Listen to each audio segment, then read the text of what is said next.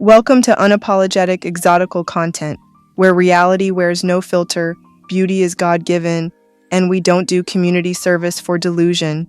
Grab your snacks and your emotional helmet, because today's topic might just snatch a few invisible wigs along the way. Now today, we're answering the million-dollar question, that girl, the supporter who snatches lace as a hobby like me, asked, what was the moment that broke the camel's back and made me officially give up on unambiguous black women? And let me be honest with you, it wasn't a single moment. It was a slow, painful death by 1,000 eye rolls, snide comments, backhanded compliments, and that patented brand of evil glare they've been perfecting since middle school like it's a family recipe. You see, I used to cape for them, big time. I was out here running the Harriet Tubman Underground Railroad of defense, freeing reputations and dragging sympathy wagons behind me.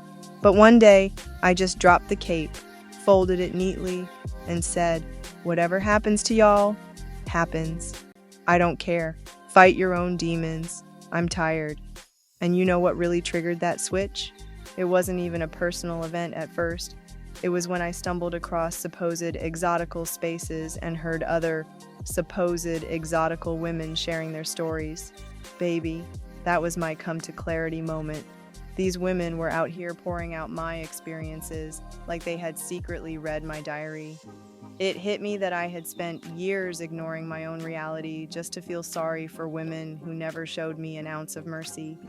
These stories made me remember how I hustled my way through school, nose buried in textbooks, grinding for a career I was passionate about, only to have it ripped away by some bitter, insecure, unambiguous women who couldn't stand to see me shine. I worked hard, put in the hours, became a leader, and what did I get for it? The boot. Why? Because some woman who looks like the spokesperson for Struggle and Bitterness LLC couldn't handle that she's unattractive, and her only talent is starting workplace drama before her coffee even cools off. And while I can laugh about it now, because, baby, I am the queen of petty retribution, it made me bitter at first, real bitter, until I realized that bitterness wasn't even mine to hold. Listening to those exotical platforms validated everything I had buried under false empathy. They made me feel comfortable telling the truth and seeing it for what it really was. And what it really is evil. Not lacking, not misunderstood, just pure, undiluted, weaponized evil. So what broke the camel's back? Baby, it was a caravan of experiences. Tell me why I went to Chipotle just trying to grab a burrito bowl, and the girl behind the counter hit me with so much attitude you'd think I asked for the deed to her house. She slapped that guac on like she was personally offended by my jawline while frowning at me. One scoop of guac like the avocado market was crashing and she was single-handedly saving the economy. She hit me with that smirk, fully expecting me to ask for more, but I didn't, because unlike her, I'm not carrying a 401k plan on my back. I just stood there like, ma'am, is this guacamole or a loan application? Because why is there so much extra paperwork involved? I got real petty and made her finish making my burrito bowl, made her ring it up, bag it, and said, you know what? I don't even want it now, and I walked out on her hateful behind. I'm not eating food made by them. If you see them at Subway or these fast food places where they love to work because they are underqualified, terrorize them back and don't eat their food. I don't even eat out anymore because these women are so evil, they may do something to your food. Then there was the gym fiasco. I'm on the treadmill minding my glowing business, and this woman positioned herself 2 machines over just to mean mug me for 45 straight minutes. She made sure I could see her. Sis was out there burning more hatred than calories.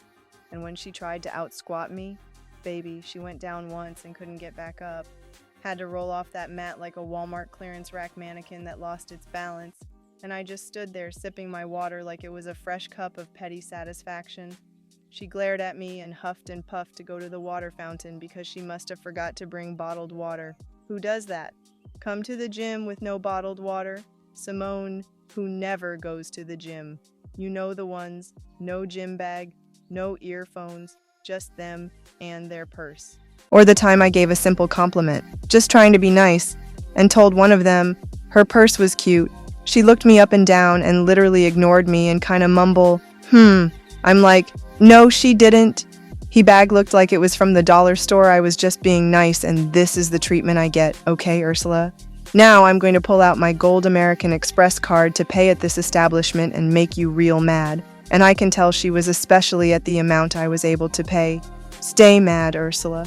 That was so rude. And let's talk workplace sabotage. One of them tried to submit my project under her name and didn't even have the sense to remove my initials from the document metadata. Yeah, I was petty and put my initials in the metadata to catch these haters. When I called her out, she hit me with that classic, "Oh, I must have sent the wrong version," with a smirk on her face. They love to let you see them smirk. They are evil and they get off on your pain. I have had multiple of them smirk, which is what narcissists do. They are sadistic. She couldn't even plagiarize, right? That's when I knew this isn't confusion. It's a professional sport for them. And y'all, someone else's birthday party drama? I was invited to a small casual dinner. An unambiguous woman showed up late in a full white dress like she was headlining the BET Awards, talking about, "I just threw this on, it's nothing special." Then she saw me and refused to give eye contact while we were eating. She spilled a small amount of white wine on my dress. She acted like it was an accident, but I felt in my intuition that it was on purpose, and now I know it was on purpose. Good thing I wore a waterproof dress, and it rolled right off. I unknowingly got her back, though it was karma working through me. Now I realize she spent the whole night avoiding direct lighting, because now I know light was exposing every lie she told herself before she left the house, because it exposed all that cellulite being highlighted by the camera. She would stay in the dim areas, looking like a mad witch, glaring at me from the shadows. I tried to lie to her and hype her up and took a lot of photos of her in the light. I said, "Come on, let me get some photos of you." They looked horrible, and I even posted them on Facebook. She couldn't tell me she didn't like the way her body looked, because then she would have to admit her insecurities. So she posed cheesing, acting like she looked good. She looked a mess, and those photos will stay on my page forever as a reminder to her and everyone else that she is not what she portrays herself to be. There was another time when I was with my man, and one of them walked up to him, complimenting him on his hair, and then paused and looked at me and said, "Your hair is nice, but his hair, oh my God. Girl, you are raving about a fade and not Rapunzel hair that you are trying to imitate. Cut it out. And why is your old behind talking to my man?" She was trying to make me mad, I could tell, because of her obnoxious behavior, but I ignored her, and the gag is my man did too. She was left looking ugly and rejected. That's when I realized it's not that I ever did anything to these women. It's that my very existence reminded them of everything they aren't and everything they wish they could be without trying. And I'm not sorry for that. And don't worry, I've got the final straw story too. Right before I started this channel, I went to a government office, handed this woman, an unambiguous black woman, my ID, and she looked at it like it was forged by the devil himself. Baby, she practically threw it back at me like I owed her child support. Then she turned to my mother and smiled like a Disney princess, looked back at me, and morphed into the final boss of bitterness.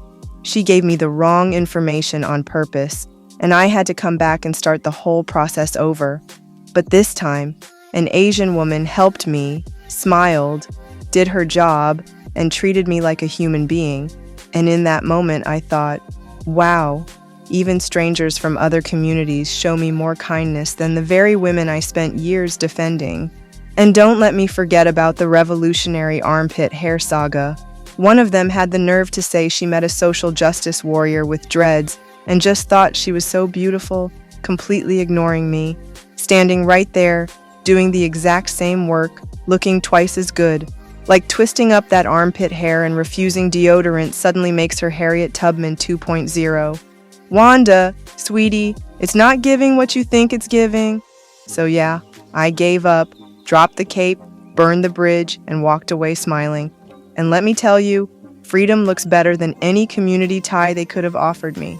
And just like that, you have survived another dose of unapologetic exotical content. The lace has been lifted, the stories have been dragged, and the comment section, baby, go ahead and light it up. I know you've seen this energy firsthand. Stay glowing, stay unbothered, and stay ready, because this parade of petty is just getting warmed up.